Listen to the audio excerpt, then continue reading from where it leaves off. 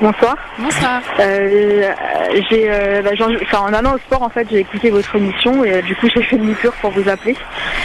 Parce qu'en fait, j'ai été touchée par ce que vous dites. Ça a été mon cas il y a 3 ans. En fait, il y a 3 ans, j'ai été boulimique vomitive. Oui. Sachant que je suis pas adolescente. Oui. J'ai commencé, en fait, j'avais 28 ans. J'en ai 32 aujourd'hui. Okay. Et ça a commencé par des complexes. En fait, j'ai une sœur jumelle et depuis toute petite, j'étais plus ronde qu'elle, sachant qu'elle était beaucoup plus fine que moi et j'avais des réflexions. Sur le coup, ça me faisait pas grand-chose parce que je comprenais pas trop. On me demandait d'arrêter de manger, mais je comprenais pas en fait pourquoi j'avais pas le droit de manger comme je voulais. Et j'ai fait avec pendant des années. Toujours en surpoids quand je suis au collège, je reçois des critiques des camarades que je suis grosse, etc., etc. Je m'en amuse comme je peux, mais dans le fond, ça me fait mal. Parce qu'on me renvoie en fait à l'image de ma sœur jumelle. Donc j'ai décidé de faire des régimes, j'en fais plusieurs qui fonctionnent pendant un temps et puis par la suite je reprends du poids et puis les critiques recommencent. Et un jour arrivé au lycée, je voulais m'habiller en fille sachant que je m'habillais en jogging puisque je pouvais me cacher qu'à travers mes joggings en fait. Donc un jour je voulais essayer un jean et on est parti au marché avec ma mère. J'ai pris le jean le plus grand. J'arrive chez moi, il me va pas le jean en fait. Donc je commence à pleurer, on fait demi-tour. Ma mère me dit que c'est rien, qu'il faut que je fasse attention à moi et que quelque part ça m'apprendra à manger trop. Donc on retourne au marché.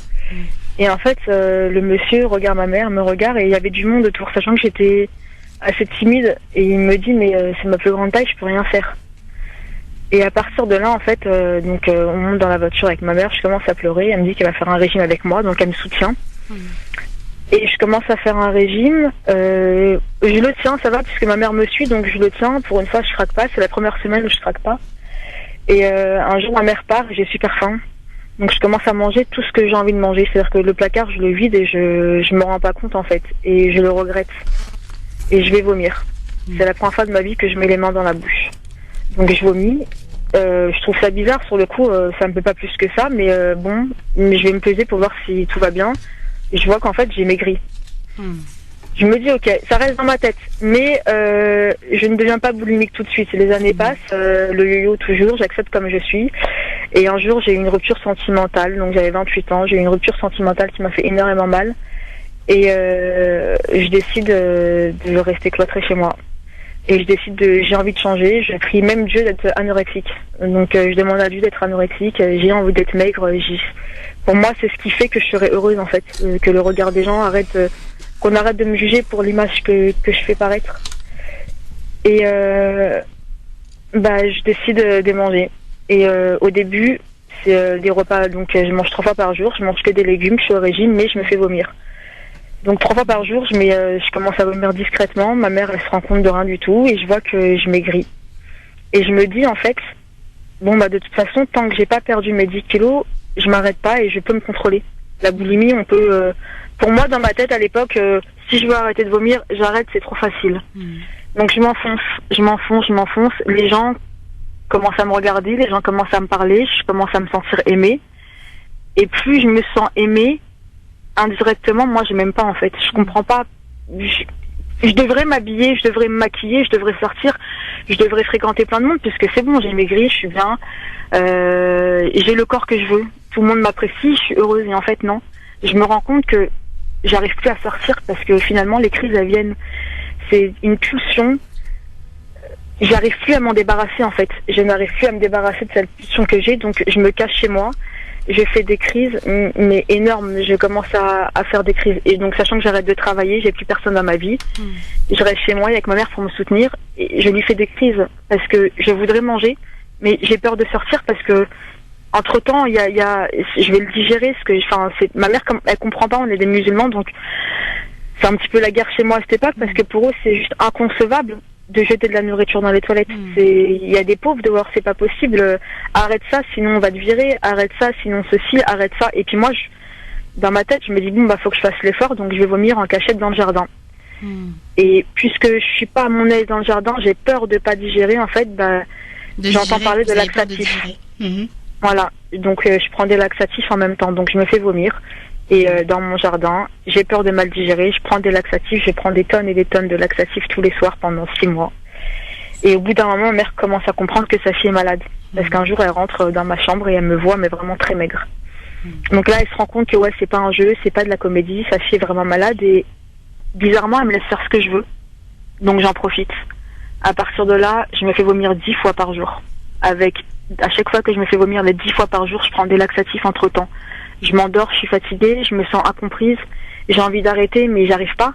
J'ai envie qu'on m'aide, mais les gens ils me comprennent pas. Donc un jour, ma mère et ma sœur décident de m'hospitaliser. Donc je vais dans une clinique soi-disant spécialisée. C'était où? Je suis adulte.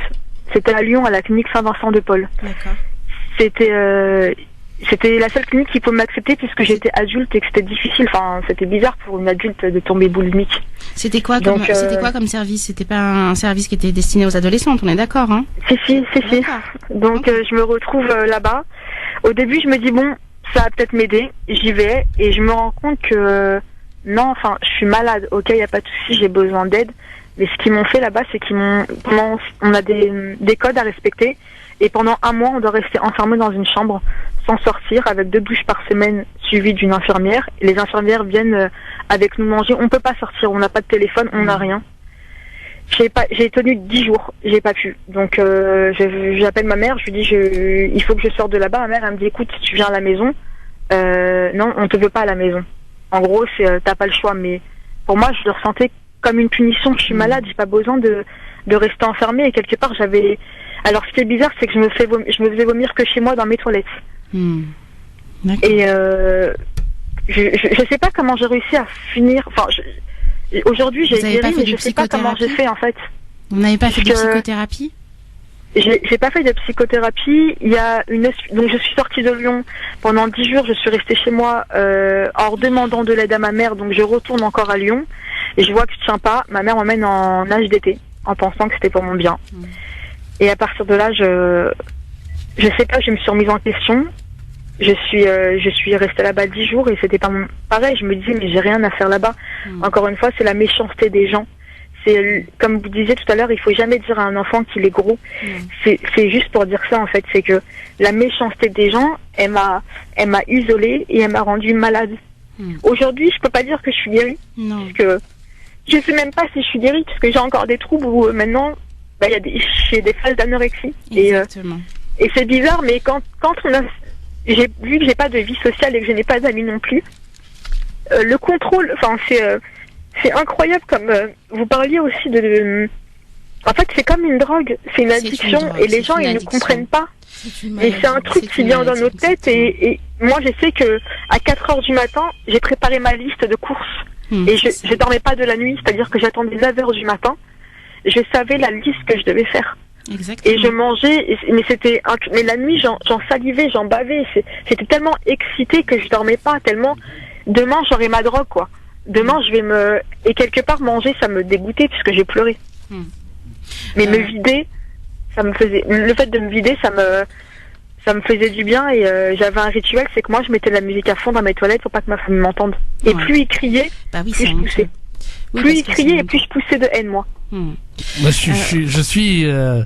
j'adore ce témoignage. C'est très très fort. C'est fort et ça illustre réellement ce par quoi passe. C'est comme la drogue, on passe par l'isolement quand on se drogue. Tout à fait. Donc on n'a plus d'amis, on n'a plus personne. C'est financier aussi, c'est un coût financier. Moi, je faisais 400 € de courses toutes les 2 semaines. Tout à fait. Vous avez bien décrit la tentative de contrôle que vous avez sur vous, sur votre corps, mais en réalité sur votre vie. Vous avez bien décrit le fait que vous présentez ce qu'on appelle de la boulimie mixte, à savoir l'alternance avec des phases d'anorexie. C'est ce qui a fait que vous avez... J'ai été boulimique non vomitive aussi jusqu'à 95 kilos. Je mangeais, je comprenais pas pourquoi, mais j'avais besoin. On va marquer la pause et vous allez lui donner quelques conseils. Oui, parce que malheureusement, je pense qu'il y a quand même un travail à faire. Là, vous nous avez appelé voilà, et bougez c'est pas, très bien. On va en parler. Je vais vous donner des petits conseils. Il y a pas de souci. Qu'est-ce que je voulais dire? S'il y a des auditeurs aussi qui veulent encourager cette auditrice, tout ça, si vous voulez parler, si vous voulez témoigner comme cette auditrice, n'hésitez pas. 0892 23 99 50 étoiles est le choix numéro 1. On vous rappelle évidemment, il n'y a pas de souci, vous êtes les bienvenus chers auditeurs, cette courageuse auditrice qui est resté dans l'anonymat, mais quel témoignage, moi j'en frissonne. Franchement, je vais vous dire ça en antenne, mais voilà. On en parlera donc dans un instant. Et puis si vous voulez témoigner, n'hésitez pas. 0892 23 99 50 étoile et le choix numéro 1 01 40 33 90 00 01 40 33 9000. À tout de suite, ne bougez pas. France Maghreb 2. France Maghreb 2. Sur 94 FM. À Clermont-Ferrand et toute sa région. Et nous sommes de retour sur France Maghreb 2 dans l'émission Parler Psychologie avec ce témoignage, et ça me fait vraiment plaisir, d'une auditrice qui nous parle. On parle, je vous le rappelle pour ceux qui viennent de nous rejoindre, de boulimie, voilà, et de ce témoignage de cette auditrice vraiment très très très poignant et qui nous a tous touchés dans ce studio. Et on va la recueillir évidemment pour lui donner quelques conseils. Et puis vous pouvez également vous aussi témoigner au standard 0892 23 99 50 étoile et le choix numéro 1. Vous nous appelez et on vous rappelle derrière, c'est promis, donc n'hésitez pas. 0892 23 99 50 étoile et le choix numéro 1. Je rappelle également le numéro de téléphone de William Maghrebi si vous voulez prendre un rendez-vous avec elle à son cabinet pour des consultations évidemment. Elle rencontre les enfants, les couples et également tous les femmes pour être à l'aise avec elle et parler en toute quiétude. Hésitant pour vous aider dans votre thérapie. Eh bien, prenez rendez-vous avec elle au 06 25 17 65 36 06 25 17 65 36. N'attendez pas qu'il soit trop tard justement. Enfin, il est jamais trop tard d'ailleurs, hein, William, pour faire il est jamais trop tard. Mais bon, voilà, le plus vite ce sera le mieux. Et vraiment, il y a certains troubles qui, plus ils sont pris en charge tôt, voilà, mieux est l'évolution, et notamment les troubles des conduites alimentaires, notamment l'anorexie et la boulimie. C'est des troubles qui sont très compliqués à soigner, ouais. Et plus on les prend en charge rapidement, plus on a d'espoir que les choses s'arrangent. Et au niveau, voilà, William essaie de toujours vous arranger côté budget, donc il n'y a pas de souci. 06 25 17 65 36. Allez, on va recueillir notre auditrice qui veut rester anonyme. Vous êtes toujours là, madame ou mademoiselle? Mademoiselle, oui. Mademoiselle, voilà, très bien. Bah écoutez, merci déjà d'avoir patienté. Et puis d'autres témoignages, hein, vous êtes les bienvenus. 0892 23 99 50 ou sinon 01 40 33 9000 pour ceux qui n'ont pas les moyens. Alors, William. Si je peux me permettre, je vais commencer. Alors, il y a Sophia qui voulait témoigner avec vous. Alors déjà, bonsoir. Bonsoir. Je voulais vraiment vous dire que je suis fière de vous, qu'il n'y a aucune honte et que c'est un grand pas, en parler. C'est une maladie, ça peut toucher tout le monde, ça concerne tout le monde. Donc il faut pas en avoir honte ou quoi. Vous vouliez sûrement rentrer dans la norme de beauté, norme physique, norme comparée à votre sœur, mais il n'y a pas de norme. Vous êtes belle, vous êtes un être humain à part. Il faut avoir confiance en vous. Après, si vous désirez perdre du poids pour votre santé ou pour vous sentir mieux dans votre tête, c'est encore un autre cas. Mais sachez que vous êtes unique. Vous avez votre propre beauté. Vous êtes encore là ? Oui, je vous écoute. D'accord. Et enfin, je voulais terminer en abordant le point de votre maman. Votre maman, elle a sûrement été maladroite, mais ne lui en tenez pas trop rigueur. Ne soyez pas trop sévère. Non, mais je n'entendrai jamais rigueur, parce que ça a été... je sais que ça a été l'élément déclencheur de ma maladie, de ma guérison, puisque... Voilà. Elle voulait tout à l'heure, je sais pas comment j'ai fait pour m'en sortir, mais en fait, si, c'est que... j'ai décidé de partir, en fait, j'ai décidé de quitter ma famille pour partir un temps. Je voulais habiter toute seule, en fait, je voulais grandir, et à partir du moment où j'ai déménagé, le jour même où j'ai posé le pied chez moi, en fait, dans mon appartement, j'ai cessé de vomir. Je savais plus ce que c'était de vomir. Voilà. Donc c'est pour vous dire, ça doit être sûrement lié à ça, mais William va mieux rebondir et approfondir la question. Par rapport, oui, exactement, par rapport à ce que vous venez de dire là, c'est quand même très très important. Vous avez évoqué une chose qui est le cœur même très souvent des troubles des conduites alimentaires et qui est au cœur de la boulimie. Vous avez parlé de la relation que vous aviez avec votre famille. En psychologie, on a des termes un peu particuliers qui peuvent paraître un peu compliqués à comprendre, mais qui il est nécessaire que je vous explique ce que c'est. Nous, les psychologues, on va pas parler d'amour, on va pas parler de manque d'amour, on va pas parler en termes d'amour, on va plutôt parler en termes d'attachement, d'attachement sécure ou insécure. Un enfant, quand il se sent sécurisé par son parent, il va grandir et il va grandir et va se distancier de sa maman sans souffrir. En s'acceptant, etc. Quand l'attachement avec la maman, alors c'est pas pour culpabiliser les mères, c'est absolument pas ça. Là, on est en termes d'attachement, on est en termes de choses qui sont imperceptibles à l'œil nu, on va dire entre guillemets. Quand l'attachement est insécure, l'enfant ne va pas se trouver de sécurité en lui, il ne va pas réussir à se détacher réellement de la maman. En tout cas, le détachement ne va pas se faire sans souffrance et encore moins sans symptômes. Je sais qu'avec ma mère, il fera jamais. C'est personnel et destructeur. Elle vit pas sans moi comme je vis pas sans elle. Moi, je l'appelle 10 fois par jour. Vous n'êtes pas encore guéri. Vous n'êtes pas encore guéri. Vous n'êtes pas encore guéri. Parce que très souvent, les personnes boulimiques, elles ont une personnalité qui est très particulière. Pour la majorité d'entre elles, elles passent du tout ou rien. Elles vont être dans le je t'aime passionnément jusqu'à je ne te supporte plus en très peu de temps. Dans la même journée, elles vont adorer. Moi, ça me fait penser à une patiente qui disait j'adore ma mère et en même temps je la supporte pas. Je peux pas être avec elle plus d'une journée. Ce style entre guillemets affectif, il va commencer très tôt dans la relation aux parents. Attention, parce que on aime en étant adulte comme on a aimé en étant enfant. Donc je vais un peu plus loin, j'extrapole, mais ça a un impact aussi sur vos relations amoureuses et ça en aura forcément sur vos relations amoureuses. C'est une petite parenthèse.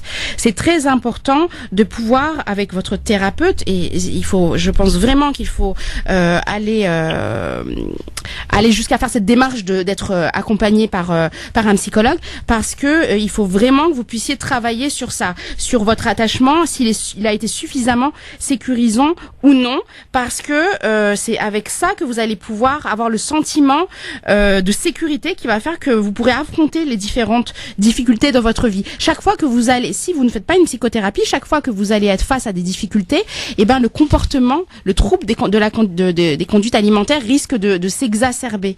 C'est indispensable de pouvoir faire ce travail de thérapie, parce que les causes des troubles des conduites alimentaires, et donc je reprenais mes petites notes par rapport à votre témoignage, c'est exactement ce que vous dites. Les causes finalement de la boulimie, elles sont multiples. Il y a plusieurs facteurs dans les différents mécanismes sous-jacents de la boulimie. Ça peut être à la fois des facteurs environnementaux. Ma maman, j'ai une sœur jumelle. Déjà, la psychologie de la gémellité, dans la gémellité, c'est très particulier.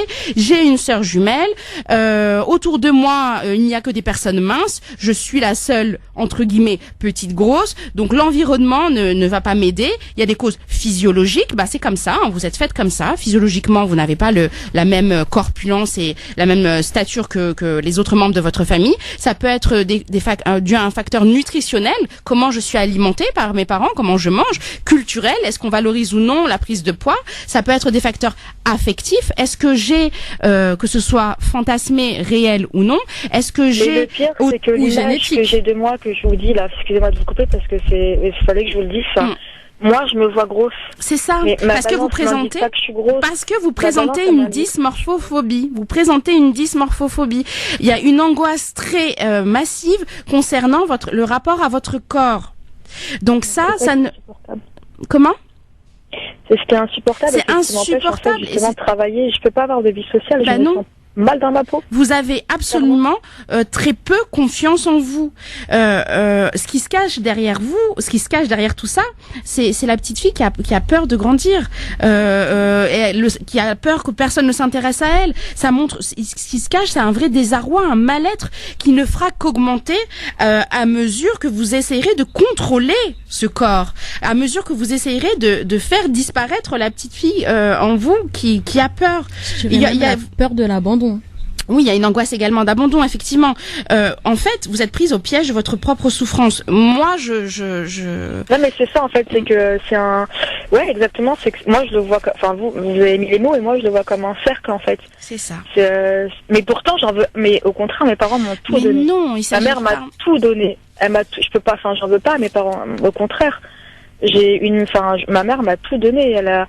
Jusqu'à présent, mais je sais pas pourquoi, quand je suis pas bien, ouais, effectivement, je m'en prends à elle alors qu'elle y est pour rien, mais j'ai l'impression que si je fais ma crise, elle va voir que je suis pas bien et c'est la seule qui pourra m'aider en fait. Non, ce qui est vraiment très très important dans ce que vous êtes en train de dire, effectivement, c'est que il y a effectivement un appel au secours derrière ça. Il y a l'expression d'un mal-être.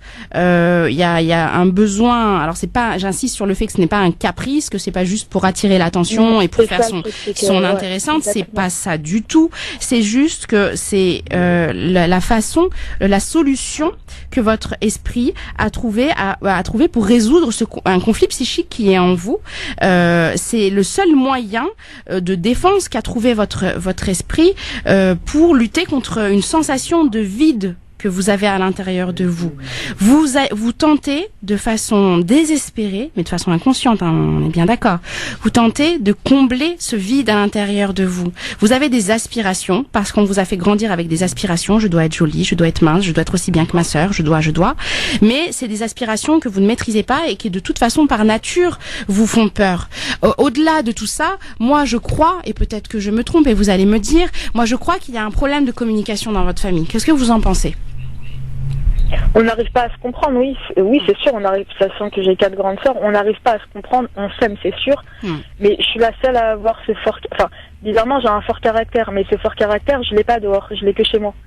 Et ce que vous dites, c'est que moi, je me suis fait à l'idée d'être comme ça, et je me suis dit, en fait, ça fait depuis maintenant 8 ans que je suis vraiment isolée, c'est-à-dire que je travaille pas et que j'ai pas d'amis, parce que je me dis, pourquoi je ferais l'effort d'aller voir quelqu'un alors que c'est à cause de ce quelqu'un-là que je suis comme ça. Donc je me suis, maintenant voilà, je me suis mis dans une bulle et voilà, je suis toute seule et je me dis parce que c'est. Est-ce que c'est normal ? Est-ce que je suis normale de pas avoir d'amis ? Vous êtes tout à fait normal. Vous êtes exact. Vous êtes un cas clinique classique par essence. Je suis navrée. Hein, je suis pas. Je dis ça comme ça, mais enfin, j'espère que vous comprenez ce que j'essaye de dire derrière ça.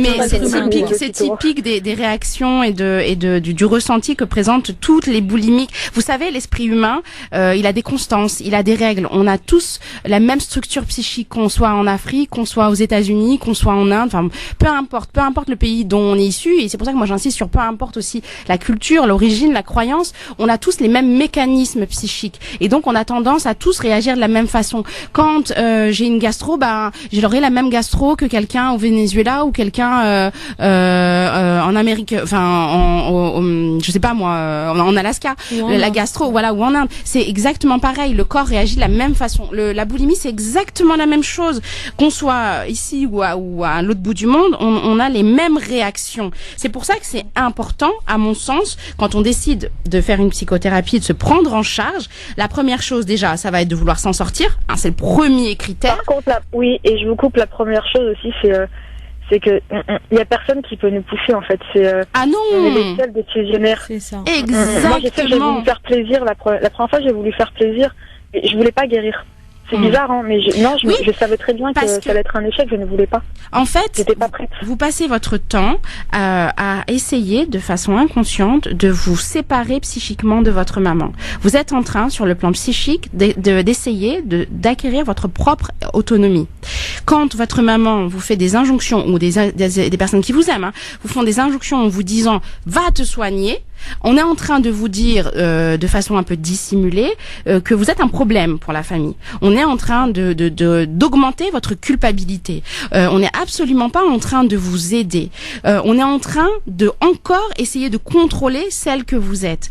La psychothérapie, elle ne se fait que de façon volontaire. Exactement, ça doit venir de vous. De toute façon, ce qui est d'abord sûr, c'est qu'on ne se débarrasse pas de la boulimie du jour au lendemain par une pseudo-psychothérapie miracle. Il n'y a pas de miracle. Il faut des années de thérapie pour arriver à maîtriser ces crises.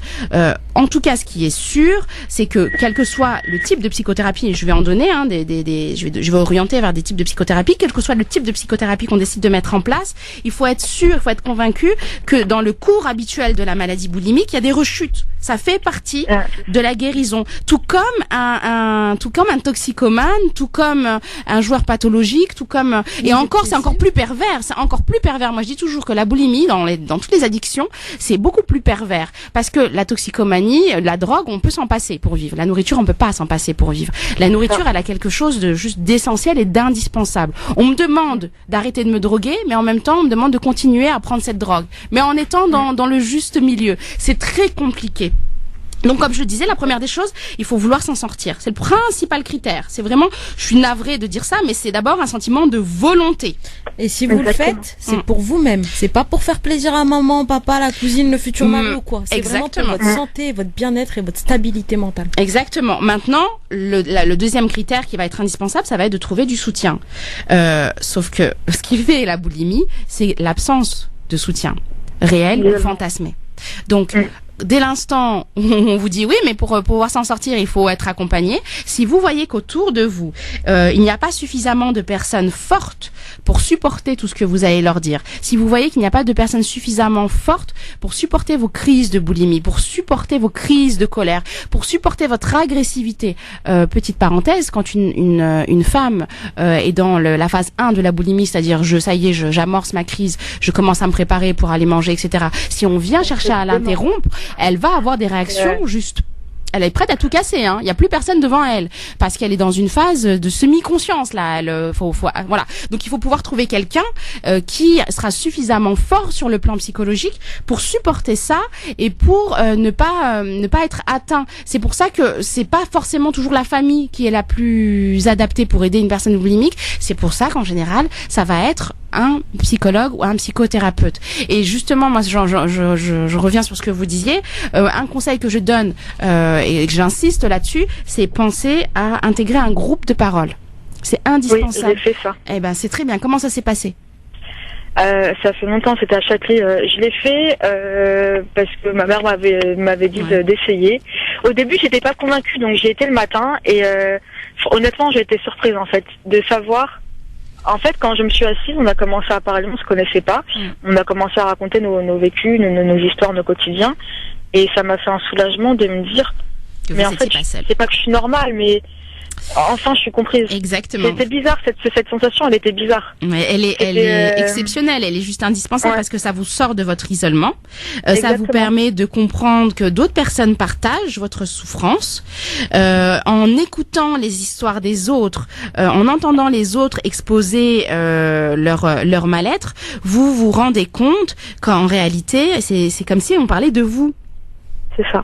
C'est pour moi en tout cas une étape juste indispensable. Il faut pouvoir passer par le groupe de parole parce que après il y a groupe de parole et groupe de parole. Hein. Le groupe de parole il est vraiment bien parce qu'il vous aide à ne plus avoir honte, à vous sentir moins coupable. Il vous fait prendre conscience que vous n'êtes pas la seule. En fait. Mais après on est seul. Mais c'est pas suffisant. Le groupe de parole, il doit être associé également à une prise en charge psychothérapeutique en individuel et parfois aussi une prise en charge diététique. C'est pour ça qu'on considère que pour aller mieux, il faut une prise en charge pluridisciplinaire. Eh ben en tout cas, courage à vous, hein, madame, par rapport à tout ça et vraiment merci de votre témoignage. Hein. Pas courage. Par contre, je voulais juste dire, vous avez juste oublié un des symptômes de la boulimie, c'est que moi en fait, pendant que j'étais boulimique, j'ai été aussi aménorrhée.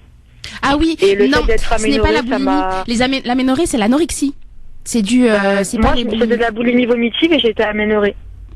D'accord, c'est pas ce qu'on retrouve dans le tableau clinique classique. Parce que je me faisais vomir aussi énormément de fois par jour, je sais pas, mais c'est ce qui m'est arrivé. Parce que moi je crois que vous présentiez une anorexie, une boulimie mixte, c'est-à-dire que vous aviez les deux, vous aviez et boulimie et anorexie, sinon vous n'auriez pas perdu. Oui, je mangeais pas en fait, je mangeais que pendant mes crises. C'est ça, donc c'est très souvent c'est une alternance entre je me contrôle, je me restreins, je ne mange rien, et puis je craque, je me remplis et je me vide. Et donc c'est cette phase effectivement, tout ce temps où en fait votre corps n'ingérait aucun nutriment, aucun aliment, c'est ça qui a amené à l'aménorrhée. L'aménorrhée, l'absence de règles, quand il n'y a pas de justification, c'est-à-dire quand il n'y a pas de ménopause, qu'il n'y a pas d'autres troubles somatiques associés, les aménorrhées, c'est typique de l'anorexie.